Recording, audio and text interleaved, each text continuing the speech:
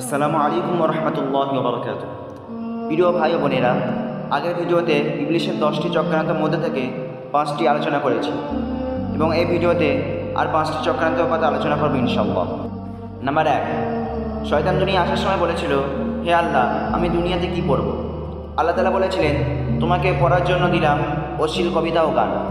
সুনানে আবু দাউদের 4927 নম্বর হাদিসে বর্ণিত আছে, নবী করিম সাল্লাল্লাহু আলাইহি ওয়াসাল্লাম বলেছেন, আল গিনা ইউমবিতুন নিফাক ফিল কলবি, গান বাজনা অন্তরে নিফাক সৃষ্টি করে। অতএব বিশেষ করে আমাদের যুব সমাজকে বলবো, গান বাজনা বর্জন করতে হবে। বিশেষ করে বর্তমান যুগে মোবাইলের মাধ্যমে যে সমস্ত অশ্লীল খেলাধুলা প্রোগ্রামে সময় নষ্ট করা হয়, এসব অবশ্যই বর্জনীয়। আল্লাহ তাআলা আমাদের সকলকে হেফাজত করুন। নাম্বার 2, শয়তান দুনিয়া আসার সময় বলেছিল, হে আল্লাহ, দুনিয়াতে আমার লেখা কী হবে? আল্লাহ তাআলা বলেছিলেন, তোমার লেখা হবে শরীরে ট্যাটু বানানো। আমরা দেখে থাকি যে বেদিন যুবক যুবতীরা নিজেদের শরীরে কোনো নকশা কিংবা নাম অথবা দেবদেবীর কোনো চিহ্ন ইত্যাদি বানায়। এটা সম্পূর্ণ হারাম ও গুনাহ কবিরা। সহিহ বুখারীর 5948 নম্বর হাদিসে বর্ণিত আছে, নবী করিম সাল্লাল্লাহু আলাইহি ওয়াসাল্লাম এরূপ ব্যক্তিদের উপর লানত করেছেন। নাম্বার 3, শয়তান আল্লাহ তাআলাকে বলেছিল, হে আল্লাহ, দুনিয়াতে আমার বাণী কী হবে? তখন আল্লাহ তাআলা বলেছিলেন, মানুষের মিথ্যে কথা হবে তোমার বাণী।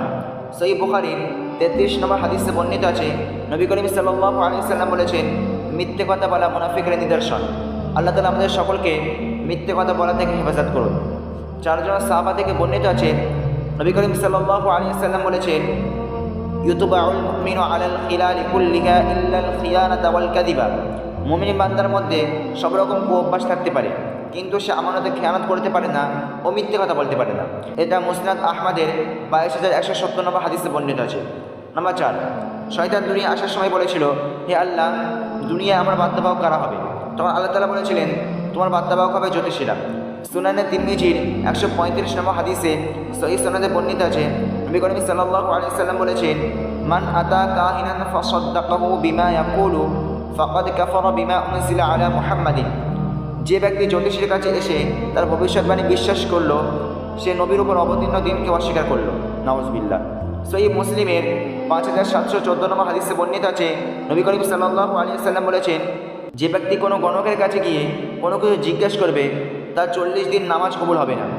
অতএব সাবধান, আমরা যেন কোনো জ্যোতিষী গণক ধোঁকাবাজির কাছে কোনো কিছু না জিজ্ঞাসা করি। নাম্বার 5, শয়তান আল্লাহ তাআলাকে বলেছিল, হে আল্লাহ, দুনিয়া আমার শেখাতারা ফাঁদ কী হবে? আল্লাহ তাআলা বলেছিলেন, তোমার ফাঁদ হবে নারী জাতি। সহিহ বুখারীর 5096 নম্বর হাদিসে বর্ণিত আছে, নবী করিম সাল্লাল্লাহু আলাইহি ওয়াসাল্লাম বলেছেন, মা তারাকতু বা'দি ফিতনাতান আযাররা আলা রিজাল মিনান নিসাই। আমি আমার পর পুরুষের জন্য নারী জাতি অপেক্ষা অধিক ক্ষতিকর কোনো ফিতনা রাখিনি। আল্লাহ তাআলা আমাদের সবাইকে শয়তানের চক্রান্ত থেকে হেফাজত করুন এবং শোনার থেকে বলার থেকে বেশি বেশি আমল করার তৌফিক দান করুন। আমিন।